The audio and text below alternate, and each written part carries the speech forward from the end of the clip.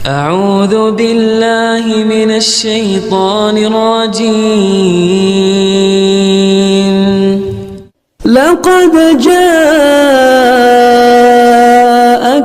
رسول من أنفسكم عزيز عليه ما عنتم حريص عليكم بالمؤمنين رؤوف رحيم. Bung Aiman tadi yang menyatakan bahwa asumsinya gak mungkin dong orang berani bawa ijazah kalau tidak asli kepada polisi. Yes. Itu kalau kita rakyat kecil. Berbeda dengan Jokowi. Oke. Justru Menarik. kebalikannya, Jokowi itu ditakuti polisi. Sehingga kita lihat kronologisnya. 30 April 2025 Saudara Joko Widodo membuat laporan di Polda Metro Jaya dan langsung keluar nomor LP. Sementara TPUA membuat laporan di Barreskrim Mabes Polri Desember 2024 tidak diterbitkan LP. Baru kemudian setelah ada proses di Polda Metro Jaya, baru kemudian ditindaklanjuti. Itu bukan diterbitkan LP, hanya tindak lanjut Dumas kepada laporan informasi yang pada 6 Mei 2025 salah satu klien kami Saudara Rizal Fadilah dipanggil, diambil keterangan dalam kerangka klarifikasi terkait Dumas. Sekali lagi, Dumas bukan pro justisia berdasarkan LP. Ini bukti bahwa polisi lebih takut kepada Saudara Joko Widodo sehingga menindaklanjuti dengan cepat, sementara laporan dari TPUA tidak ditindaklanjuti. Itu clear. Menindaklanjuti dengan cepat. Jadi laporannya gimana? Supaya laporan Saudara Joko Widodo 30 April langsung diterbitkan LP. Oke. 2025. Laporan TPUA Desember 2024 tidak kunjung diterbitkan nomor LP, hanya diarsip di Dumas. Baru setelah bergulir di Polda Metro Jaya, laporan Saudara Jokowi yang di Barreskrim tiba-tiba ditindaklanjuti dengan klaim bahwa ini sudah 90%, tinggal 10%. Seolah-olah ujungnya itu hanya pada dites laboratorium forensik. Nanti Pak Arianto akan jawab, tapi itu yang pertama. Saya lanjutkan dulu. Baik. Silakan. Selanjutnya, saya juga ingin mengkritik kinerja institusi Polri. Klien kami diperiksa ada yang dari jam 10 pagi sampai jam 11 malam. Bukan 2 jam, 10 pagi 11 malam.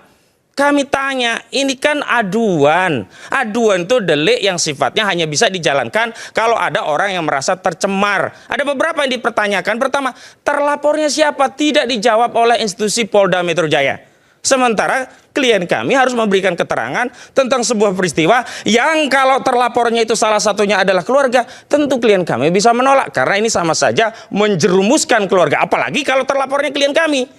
Nah itu. Nah kalau saya mau pakai nalarnya Pak Arianto, itu terlapor apa itu? Sorry Pak, saya kurang jelas ya. Yang dikatakan terlapornya itu siapa, dalam LP atau Dumas yang mana itu? Terlapor tuh di LP Polda Metro Jaya yang disebutkan oleh Kabid Humas Polda Metro Jaya. Itu sudah muncul inisial. Tetapi begitu ditanya dalam proses pemeriksaan tidak diketahui, masih dalam penyelidikan. Saya lanjutkan.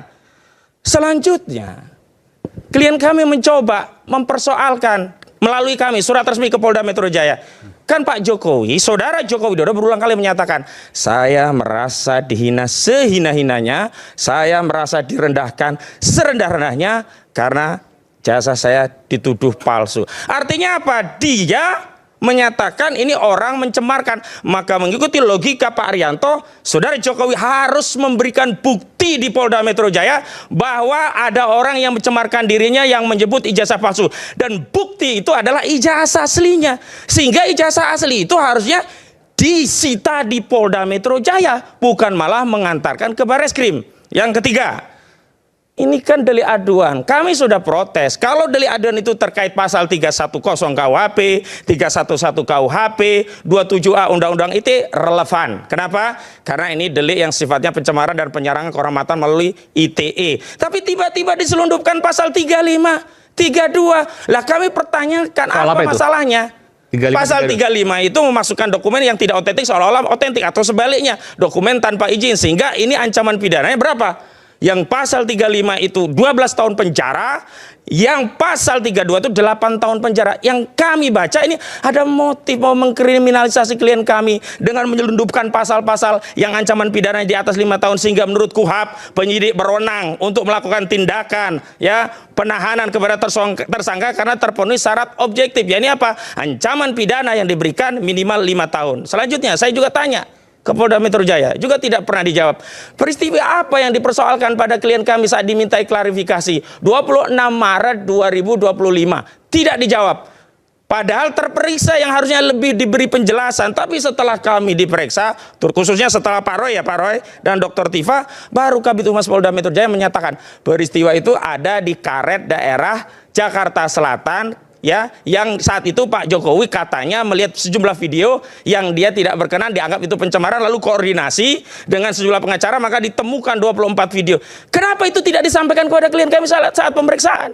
Dan kenapa pula peristiwa yang dipersoalkan adalah peristiwa Jokowi melihat video, bukan peristiwa klien kami dalam video-video yang dianggap pencemaran atau fitnah. Selanjutnya, kami, Masya Allah, ada klien kami Egy Sujana sakit, mengajukan alasan sakit, undangan korupsi tidak bisa, tetap saja diundang. Ini mohon maaf, ini namanya proses penegakan hukum atau mengancam rakyat, mengkriminalisasi rakyat. Kalau mau fair, adu argumentasi apakah ini asli atau tidak, oke, fokus kepada persoalan pencemaran dan fitnah 310 KUHP, 311 KUHP, termasuk 27A KUHP, Undang-Undang ITE. Itu pun sudah kami protes. Pasal 27A Undang-Undang ITE yang terbaru, Undang-Undang Nomor 1 Tahun 2024, ini merupakan perubahan kedua terhadap Undang-Undang ITE 19/2016, perubahan ke-1 dari Undang-Undang Nomor 11 2008.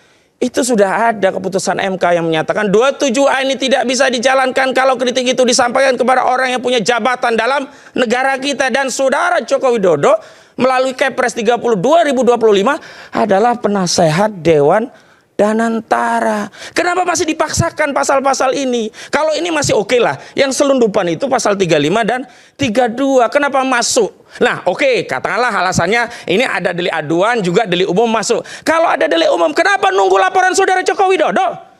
Kenapa pasal 35 dan 32 itu tidak ditindak? Berarti ada pembiaran dari aparat penegak hukum. Sebab kalau pasal ini deliknya bukan delik aduan, justru polisi yang harus segera bertindak. Kenapa harus ada saudara Sandi sekarang ikut jadi laporan? Kan ini banyak korban yang lainnya. Ini semua sumber kegaduhan itu hanya satu, saudara Joko Widodo. Saya punya pengalaman. Klien saya di Pengadilan Negeri Surakarta bernama Bambang Trimulyono dan saudara Gus Dur, saya yang menjadi kuasa hukum. 6 bulan kami bersidang. Klien kami dituduh mengedarkan kabar bohong. Dakwaan dan tuntutannya adalah ya 10 tahun penjara maksimum loh, ini karena 14 ayat 1 Undang-Undang Nomor 1 Tahun 1946 tentang peraturan pidana. Yang terakhir memang ini sudah dibatalkan MK. Andai saja nih ya pasal ini masih ada, pasti klien kami juga disisipkan pasal itu karena pasal ini sering dipakai. Tapi pertanyaannya adalah begini, logikanya ada orang dituduh mengedarkan kabar bohong, ijazah palsu. Tentu jaksa berkewajiban dong membuktikan bahwa ijazah itu asli. Tapi 6 bulan perjalanan sidang, ijazah ini nggak pernah ada. Di kasusnya Bambang Trimulyono. Kasus Bambang Trimulyono, saya tambahkan lagi. Ijazah itu tidak pernah dihadirkan. Tidak pernah dihadirkan asli. Juga. Tidak pernah. Bahkan waktu itu kan hakim sudah kami minta tolong dong Pak Hakim, katakanlah kalau klien kami ini harus dipenjara, jangankan 10 tahun, 100 tahun, 200 tahun, 300 tahun, udahlah nggak apa-apa. Yang penting bangsa kita tahu, oh ada ijazah asli. Menjadi tenanglah negara kita. Kita terbebas dari dosa sejarah, pernah mewariskan negara dengan legasi, pernah dipimpin oleh seorang presiden tertuduh ijazah palsu. Bersihlah nama Pak Jokowi. Hancurkan saja Bambang Tri. Nggak apa-apa lah, yang penting ijazah itu ada. Ternyata tidak ada juga. Tidak ada. Makanya klaim-klaim yang menyatakan oh itu kan sudah dibuktikan melalui pengadilan, orang itu kan sudah dipenjara. Memang dipenjara, tapi bukan karena dibuktikan sudah ada ijazah asli. Jadi Bambang Tri itu dipenjara yang pertama kali menyuarakan soal ijazah Pak Jokowi, bukan dipenjara karena ijazah. Bukan karena dianggap mengedarkan kabar bohong. Harusnya ijazah asli yang benar itu dibuktikan. Cara praktis untuk membuktikan itu kan hadirkan ijazah aslinya. Saya justru khawatir, ini satu analisa saya. Mohon maaf, saya memang sering ketemu penyidik dari Polri. Tapi pengalaman saya mungkin berbeda dengan Pak Rianto. Saya sering ketemu penyidik brengsek. Kasus saya, Charlie Chandra, penyidik itu mendobrak rumah menangkap klien kami. Padahal sudah ada panggilan pertama. Ini yang harus detik, ya. Hah? Yang di PIK ini. Yang di PIK ini. Oke. Makanya pengalaman buruk di Mabes Polri itu kami jadikan acuan. Bagaimana mungkin kami percaya pada hasil yang akan dikeluarkan Mabes Polri jika prosesnya saja tidak transparan. Saya bikin satu analisa. baik. Saya khawatir. Proses Mabes Polri itu sebenarnya adalah proses untuk melegitimasi Oke, bahwa baik. ijazah saudara Jokowi asli dan kemudian dihentikan di Mabes Polri. Selanjutnya itu menjadi bukti untuk menjerat klien kami di Polda Metro Jaya. Padahal ijazah itu harusnya disita di Polda Metro Jaya. Oke, baik. Ini nggak fair. Baik. Anda bisa sebutkan. Oke, baik. Apa yang kemudian Anda sampaikan, intinya ada kejanggalan dalam penyidikan. Oh, tidak ini. sekedar Menurut Anda? kejanggalan. Ada proses yang secara sistematis mengkriminalisasi klien kami. Kita Ini yang